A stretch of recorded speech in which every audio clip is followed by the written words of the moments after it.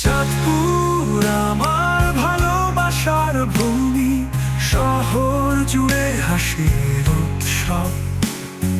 প্রাণের মাঝে গেঁথে আছে তুমি, চাঁদপুর তুমি স্বপ্নের নিদর্শন।